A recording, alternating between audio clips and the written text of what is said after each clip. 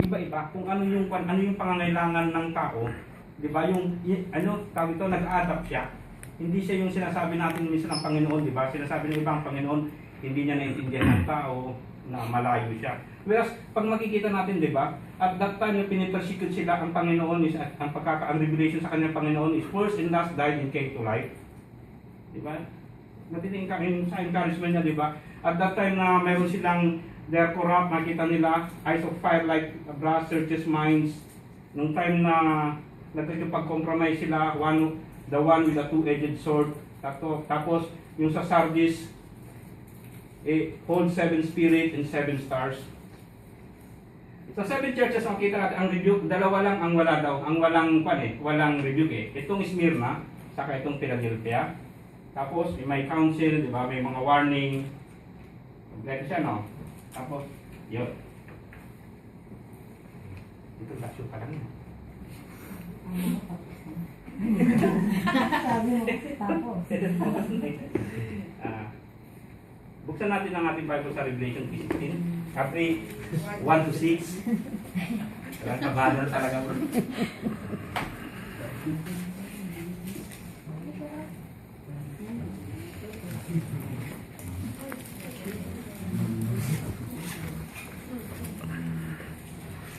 Okay, saan natin ha? Revelation 3, 1 to 6. To the angel of the Lord, to the angel of the church in Sardis write, these are the words of him who holds the 7 spirits of God and the 7 stars. I know your deeds. You have a reputation of being alive, but you are dead. Wake up, strengthen what remains is about to die. For I have found your deeds unfinished in the sight of my God. Remember, therefore, what you have received and heard, hold it fast and repent. But if you do not wake up, I will come like a thief, and you will not know at what time I will come to you. Yet, you have a few people in Sardis who have not soiled their clothes. They will walk with me, dressed in white, for they are worthy. The one who is victorious will. Like them, be dressed in white. I will never blot out the name of that person from the book of life, but will acknowledge the name before my Father and his angels. Whoever has ears, let them hear what the Spirit says to the churches. So makikita natin na ito yung church in Sardis. Diba? Anong pagkakaiba niya sa ibang churches? Nalikol tayo.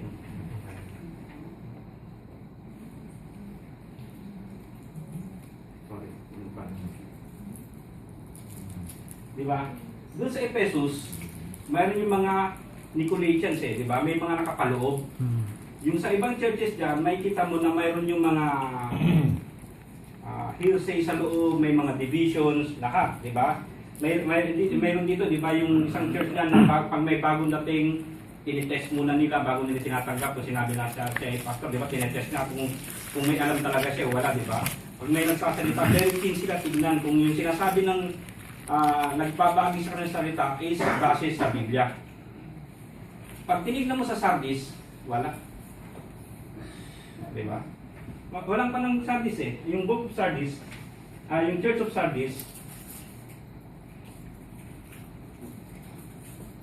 makikita natin ako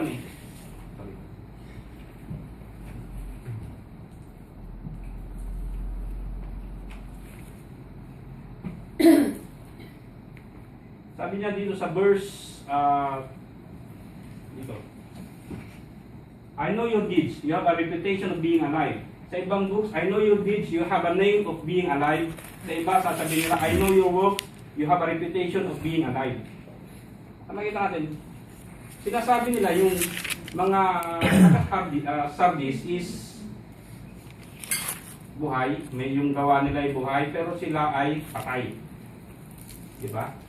Sinasabi ng Panginoon sa kanila, okay, alam namin na sa reputasyon nyo, yung pangalan nyo ay kayo buhay. Pero hindi sa loob, kayo patay.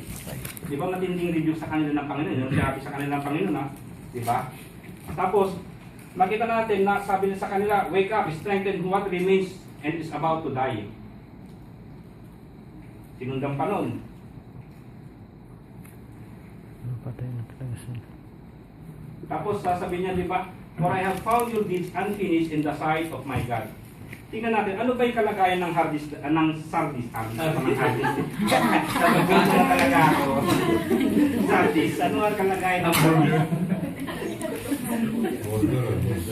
Yan, sardis. Order Di yun. ba? Sabi, 555 nga sabi ko nun. Kasi ang sardis was approximately 27 miles south of Tiakira. It is today the modern Turkish city of Sard. It's only a small village, but Sardis in its heyday was one of the oldest and greatest cities of Western Asia. It was indeed the capital of the kingdom of Lydia. It was a city of the wealthy king Croesus. His wealth became proverbial. It was a boom town economically. It was situated at the junction of 5 main roads, and therefore inevitably became a trade center. It flourished with the carpet industry and woolen industry that I think the Lord alludes to in speaking of these white garments. You could actually pan for gold in the streams within the city limit of Sardis. Some historians believe that gold and silver coins were first minted in the city of Sardis, and so inevitably, because of its wealth and economical success, it became a playground for the rich and famous. It was a city with a name. So makita natin lagay ng Sardis, di ba? Ang Sardis mayaman. Di ba? Hindi sila naghirap. Hindi kagaya ito yung church na isa, di ba? May persecution, yung naunang mga churches na mahirap, di ba? Ang kalagayan ng Sardis is mayaman siya. Di ba? Yung mga tao naghihirap. Pero, Kilala. tapos makita natin na yung Sardis,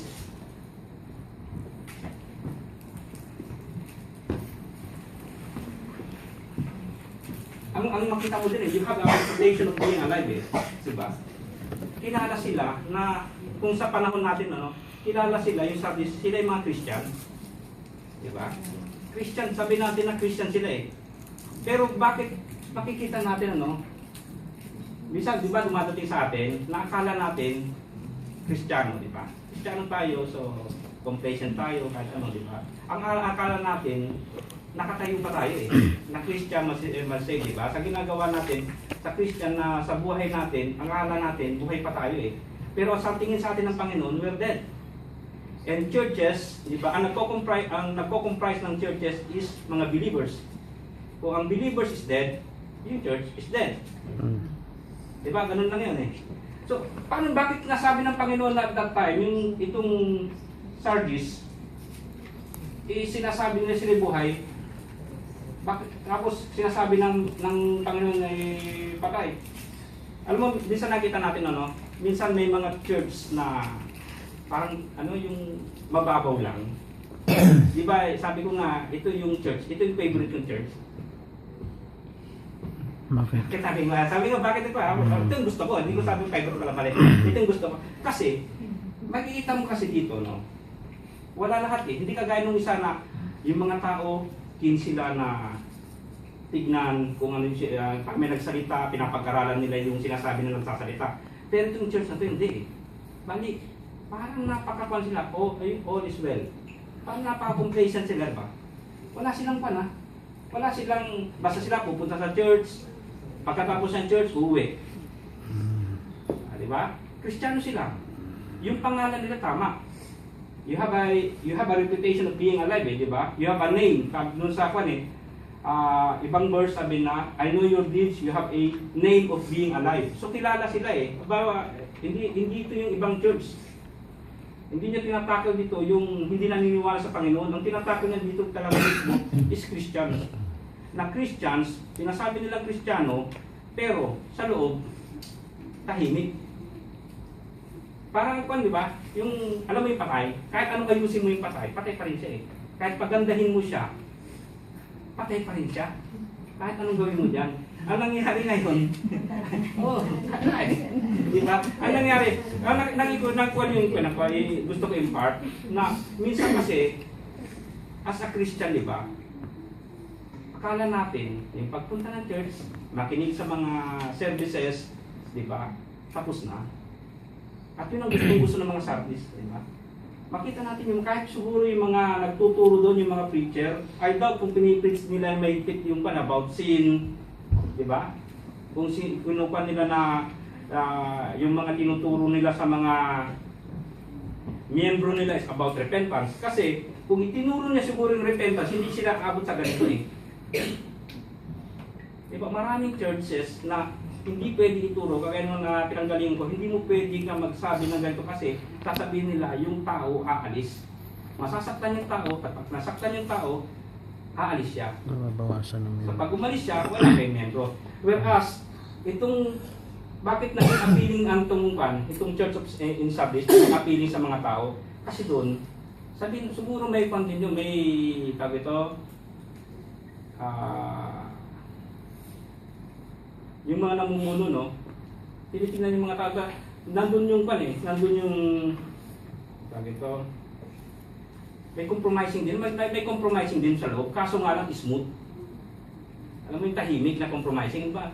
Sige, pabayaan na lang natin yan. Basta umakatid siya sa church, okay na yan. Diba? Yun ang paano eh. Na, basta dumami lang tayo at walang gulo. May mga acts din siya lah, diba? I know your deeds, tapos but your deed, I have found your deeds unfinished in the sight of my God, diba? Sa ibang verse, I have found your works unfinished, diba? May works din sila, may kita din sila, siguro nag-praise din sila, may works sila. It's para makita natin yung church na ito yung isang church na kilala. Sabihin na natin, kaya minsan nakatawa ko, sabi, anong church mo? Kami, Full Gospel Church. Full Gospel Church din malamang ito. Dahil sabi sa kanya, di ba? You have a reputation of being alive eh. You have a name. Sabi niya, tama yun. Lahat tama. Pero yung nasa loob ang problema. Kasi nakita ko dito, kaya sabi ko, kaya siguro hindi nagkakagulo. Kaya hindi nagkakaproblema loob. Kasi yung mga nasa loob, kasi smooth lang, ito pag-compromise. Yung mga walang pakialaman. Gusto ba natin church na walang pakialaman? Okay, magsasalita dito, pagkatapos uwian, okay, God, bye-bye. Tapos na. Diba? Minsan mas gusto na ibang member, diba? Yung huwag mong pupunayin kung anong gusto niya, gano'n. Basta pumunta lang sa church, magsimba kayo. Diba? Kasi dati, diba sa Kristan kami dati? Sa Kristan din kasi ako dati. Diba? Ang tagal ko kaya, from grade 1 hanggang grade 6 sa Kristan ako. So alam ko talaga yung in and out ng church. Diba? Mas mahaba kayo dito. Mas mahaba. Dito 6 lang ako eh. Kasi alam mo yung alam mo yung in and out ng church. Pero bakit di ka napabago? Yung mga nakikita ko yung mga tao, di ba? First mass, second mass, third mass, fourth mass, pagpasok yung mga tao, magsisuan sila, magsisimba sila, pagkatapos ganun pa rin. Ang pagkakaiba dito sa ibang church, ito wala siyang idol. Hindi niya sinabing may idol. Wala siyang idolatry, wala silang mga imahin. So sabi ko, ito talaga, born again. Malakas ang buha mo na born again ito eh. Kasi na-experience ko ito eh. Alam mo na kapasok ka na ba kayo ng isang church na sasabihin sa'yo na pabayaan mo yung mga taong pumasok. Huwag kayo magsasalita ng masama. Kahit ano, huwag kayo magpo-comment. Bayaan mo sila.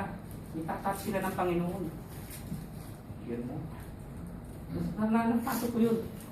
Sarap nga eh. Buti nilabutan din ako eh. Diba? Kasi diba, nakikita ko dati yung mga tao sa Kristan ako, papasok sila, magdadasal, pagkatapos uwi. Ganon din eh. Sa linggo, 4 na mas, ina-attendan ko lahat, walang nababago sa akin. Basta pagdating, feeling ko lang na nakapagsimba, sa Kristan ako, diba? Nakita nila, lagi akong kring, ganun kadang sorbetero. Diba? Yung parang, nakikita mo yung mga tao, pag pumasok simbahan, napakabay nila, paglabas nila, wala na bago. So, anong problema, di ba? Sa tubig wala lang yun eh. Di ba? Pero sinabi sa Panginoon dito, no? Yun ang pansi-rebuke sa kanila eh. Dalawang rebuke sa kanila. First, na-rebuke sa kanila, I know your deeds, you have a reputation of being alive, but you're dead. Second, rebuke sa kanila, for I have found your deeds unfinished in the sight of my God. Sa lahat ng churches, sila lang ang may dalawang rebuke din. At ang rebuke sa kanila ay grabe. Diba? Tapos, anong kwan sa kanila? Wake up. Diba? Strengthen what remains in it is about to die. makikita natin, no, unang-una, maganda pundasyon din nila. Diba? Lahat naman tayo, diba? Kagaya nito. Maganda yung pundasyon natin. Yung mga nagtutulong sa atin, sina Brother Rick, sina Pastor Rick, Pastor Manny, Pastor Rodrick. Makita natin, diba? Yung pundasyon natin, maganda eh. Isa sa in-appreciate ko, diba, dati magkasama tayo, tapos napunta ako sa Bahrain, yung pundasyon. Kasi kahit napunta ako sa Bahrain, tapos na-involve ako sa mga churches where is na Church of Sardis. Tatawag ko siya Church of Sardis, ano? Nakita ko yung pundasyon ko kasi pag maganda yung pundasyon mo, nakarinig ka ng tama, ang Holy Spirit pa rin ang mag-guide sa'yo. Hindi ka pwede makipag-compromise eh. Darating ka sa point na nandito ka, either makipag-compromise ka, umalis ka sa katuruan mo o bumalik ka sa katuruan mo. Hindi pwede ka na mag-gumitna. At nagpapasalamat ako dahil sa nga narinig ko, diba? Dapat makita mo, hindi parang mali. Makikita mo, sasabihin mo na mali ang tinuturo ko. Hindi sabihin na mali yung tinuturo niya, mali tinuturo natin. Kasi ang salita ng Diyos na narinig ko ay ito eh. Diba? Magaling pundasyon natin eh. Kahit mapunta tayo sa Pilipinas, kahit pumunta sa Pilipinas, umattend ka, walang problema umattend tayo eh. Diba? Pero makikita mo, pag nakita mo ganun, parang kung diba? Parang may radar ka agad sa'yo sinasabi, may nagsasabi sa'yo na hindi tama yung sinasabi niya. Saan mo nakukuha yun? Kahit na nakaupo lang tayo, diba? Nakaupo, minsan nagbibiruan, pero yung salita ng Panginoon, pumapasok pala sa atin. At that time na kailangan mo yung salita ng Panginoon, magagamit mo. At magdi-decide ka kung anong gagawin mo. Either na magpatuloy ka sa Church of Sardis o pumunta ka sa Church of Philadelphia o First Church of kung isa pa. Diba? May improvement eh. Ang kinuha natin dito, nandun yung pagmamahal ng Panginoon. Bakit dito sa Church of Sardis, sinabi niya, ang revelation sa kanila ng Panginoon is He holds the 7 spirits of God and the 7 stars. Kailangan ko ng tulong. Bakit? Diba sa una,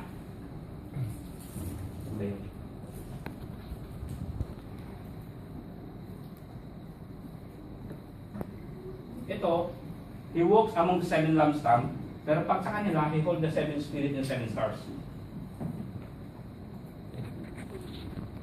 Kasi nakita, ano bang kulang dito sa Kwan? Sa mga church and Sardis? Sa kristal ka na. Sa kristal ka na. Diba? Diba? Kristal mo na siya pag Oo. Anong mga kanila ba? Ang revelation sa kanila ng Panginoon is He holds the 7 Spirit of God and the 7 stars.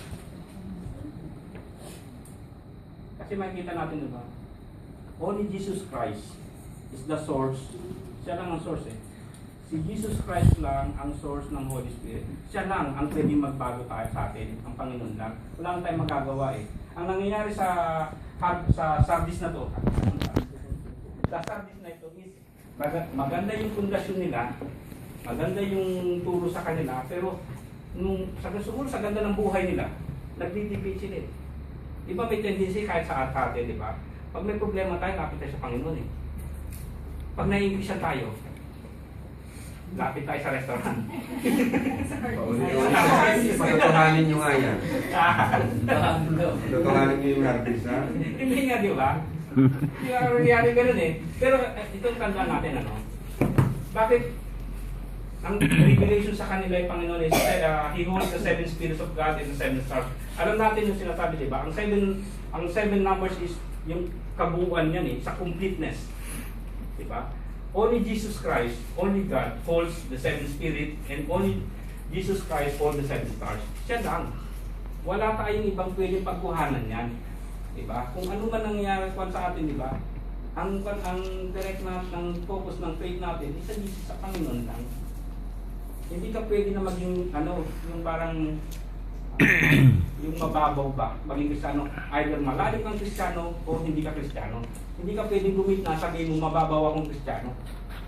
Di ba, minsan ako Kristiyano ka, pero kuwan lang. Kamsa-kamsa. 5 lang eh. Di ba? Ha?